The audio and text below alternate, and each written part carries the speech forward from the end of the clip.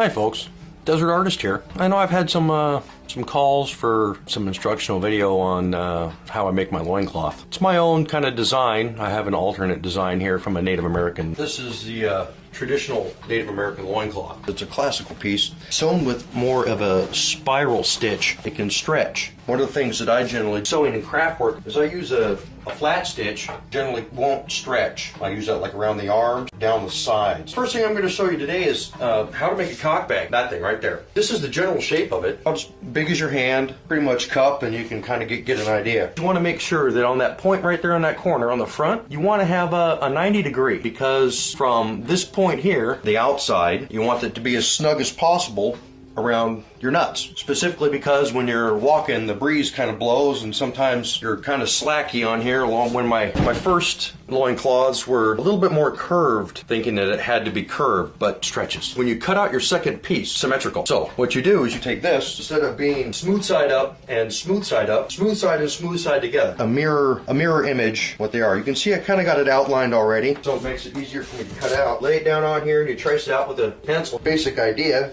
And you see I use just a pretty much scrappy piece of leather. I don't need anything real special for a cock bag. They're pretty small. Scrap leather works just fine. Even getting it similar in shape. Now there's another trick here that I do, is that now that I've got the basic shape cut out right here, down here on the bottom where that little part is fairly wide, so you cut it all about half an inch or so, and you cut it down long enough that you'd think that you would need for your butt floss, strictly because it's more comfortable. Now another trick, you cut this wide enough that you can split it into two pieces. Now once you get this down where you split it into two pieces, then you take the other piece and you rope braid it. And I'll show you how to do a rope braid in two pieces there. I do the same on this one here, split it in two, and then I have 4 strands for a 4-strand rope braid. Not too thin, not too thick. You know, you don't want a 2x4 in your ass. Keep it, you know, fairly nominal. Now that we've completed that, now's the time to punch our holes. What I like to use for my hole punch is, this is an ice pick that I shave down the sides. You get it nice and pointy on the ends, all right, and flat. Go to punch my holes, I punch 6 holes at a time, and they're all in a straight line, which makes it nice and quick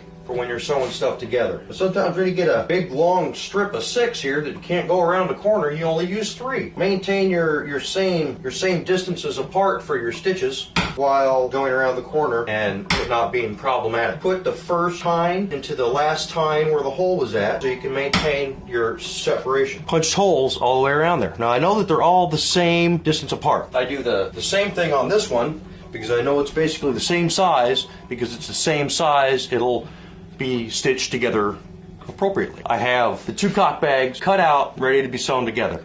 First off, I need to refresh everybody on the dead and the reason why. Now this is the basic shape of the cock bag here. This is about from the center point here down to about the butt floss is about the length of my thumb and forefinger. Now that can vary depending on the size of the person, obviously, and you can judge that. Well, you know how to judge that. And the reason why we did this basic shape, and remember I stressed it was important that we have this 90-degree angle here. The reason why we want that 90-degree angle here is so that when we put it here in the front, that we can adjust the tension that it is down here.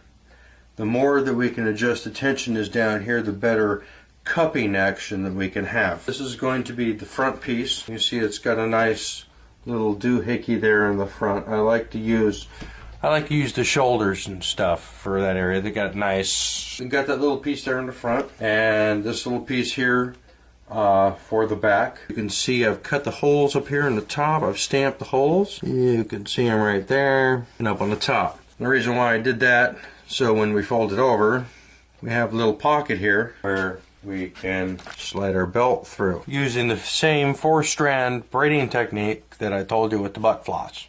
Just make it really long. Now, what I've done is I've put 4 holes through here and I've tied the back here, so when we sew the butt floss to the front flap, we know what the hell we're doing.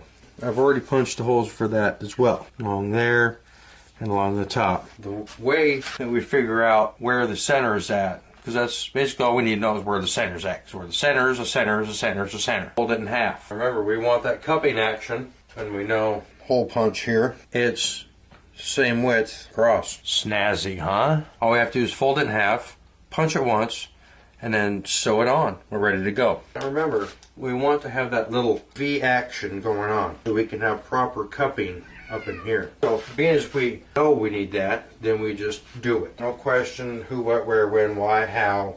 Measure and distance. You fold it in half. Remember, we want it down in the middle, up on the sides. Run it up to the center point. Punch our holes in, and we're ready to go. So to those holes, run this up to the little doohickey on the back flap, and I'll put this together and I'll show you what it looks like. Now I've done a couple extra things to my cock bag. Little braid there. I call that a wallet stitch. I also did it around the edge. I stressed cupping, how we want cuppage. That's the reason why. This braid provides an elastic effect.